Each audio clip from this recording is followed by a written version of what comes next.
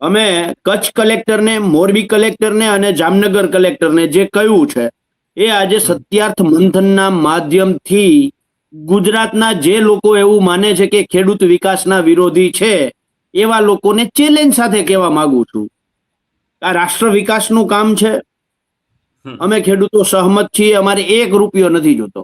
અમારા ખેતરમાં તમને ઈચ્છા થાય એટલા થાંભલાઓ નાખી દો, પણ શરત એટલી કે જે કંપનીઓ વીજળી પેદા કરી અને જમ્મુ કાશ્મીર થી તેલંગાણા સુધી વીજળી પહોંચાડવાના છે એ કંપનીએ 1 રૂપિયો લેવાનો નહીં, મફત વીજળી આપવાની.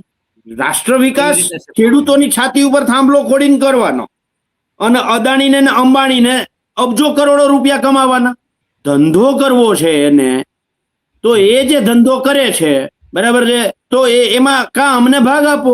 ભારતના બંધારણે ભારતના નાગરિકને મિલકત ધારણ કરવાનો અધિકાર આપ્યો છે અને એમાં બહુ સ્પષ્ટતા છે કે મારે જો કોઈ ધંધો કરવો હોય અને એમાં ભૂમિતભાઈની મિલકતનો મારે ઉપયોગ કરવો હોય તો મારે ભૂમિતભાઈને મારા ધંધામાંથી કાં તો મિલકતમાં એની મિલકતનો વપરાશ કરું છું તો વપરાશી હક તરીકે લેવો પડે, અથવા તો એની સાથે ભાડા કરાર કરવો પડે, અથવા તો ભૂમિતભાઈની મિલકત મારે વેચાતી લઈ લેવી પડે. એના સિવાય હું ભૂમિતભાઈની મરજી વગર સરકાર પણ ધંધો ના કરાવી શકે મને. કારણ કે જ્યારે સરકાર આવું કરે છે ત્યારે મારા મિલકત ધારણ કરવાના અધિકાર ઉપર સરકાર પોતે પણ તરાપ મારે છે. એનું બેસ્ટ ઉદાહરણ જે શહેરમાં જે લોકો બેઠા છે એમના માટે, તમારે ત્યાં મોબાઈલ ટાવર તમારી છત ઉપર છે. મોબાઈલ આપણે બધા અત્યારે જે આ ડિબેટ કરીએ છીએ એ મોબાઈલના માધ્યમથી કરીએ છીએ, તો આ રાષ્ટ્ર વિકાસનું કામ નથી? તમારી છત ઉપર જે મોબાઈલ ટાવર છે એ મફત નાખવા દો છો તમે? જરાય નહીં. સરકારનો એમાં કોઈ હસ્તક્ષેપ છે ખરો?